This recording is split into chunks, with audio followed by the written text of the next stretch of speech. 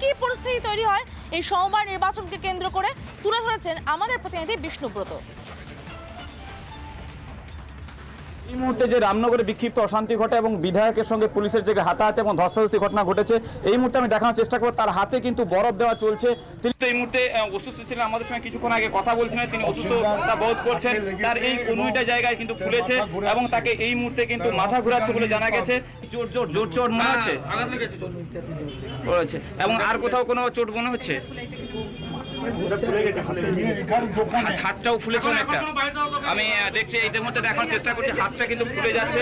গাড়ি এসে পৌঁছেছে এবং তাকে এই মুহূর্তে হাসপাতালে নিয়ে যাওয়ার কথা বলছেন তৃণমূল কর্মী। তো কৌলবাজারে তাকে পৌঁছে দেওয়া হচ্ছে, আমরা সেই ছবি সরাসরি দেখানোর চেষ্টা করছি।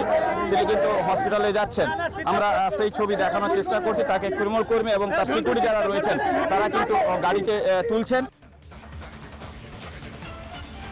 আর ইতিমধ্যে এই কৃষি সমবায় নির্বাচনকে কেন্দ্র করে যে ধুন্ধুমার পরিস্থিতি তৈরি হয়েছে তাই নিয়ে শুরু হয়েছে দায় ঠেলাঠেলি, শুরু হয়েছে রাজনৈতিক চাপানোতর। শুনে নেব কি বলছেন তৃণমূল নেতা জয়প্রকাশ মজুমদার, বিজেপির রাজ্য সভাপতি সুকান্ত মজুমদার এবং কংগ্রেস নেতা আশুতোষ চ্যাটার্জি।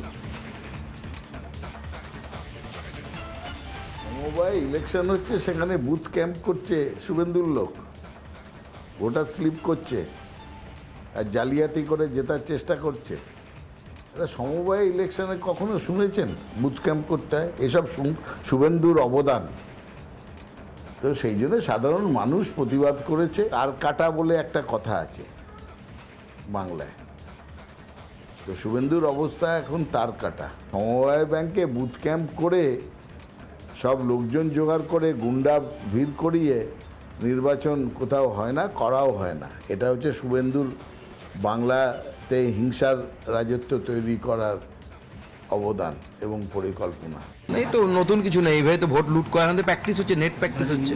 26-এ ভোট আসবে, তো তার নেট প্র্যাকটিস করতে হবে। তো সেটা অবাধে শান্তিপূর্ণ লুট যাকে বলে, এই অবাধ শান্তিপূর্ণ তো আইনের ব্যবস্থা থাকা উচিত ছিল, সেখানে লুট চলছে, দুর্ভাগ্যজনক। এবং আমরা যতদূর জানি একটা সামান্য নির্বাচন, এটা এমন বড় কিছু নির্বাচন নয়, এর আগে বড় বড় নির্বাচন হয়েছে ব্যাংকের। এবং সবথেকে কথা আপনাদের একটা দৃষ্টি আকর্ষণ করি, কলেজের নির্বাচন, ইউনিভার্সিটি নির্বাচন দীর্ঘদিন ধরে বন্ধ।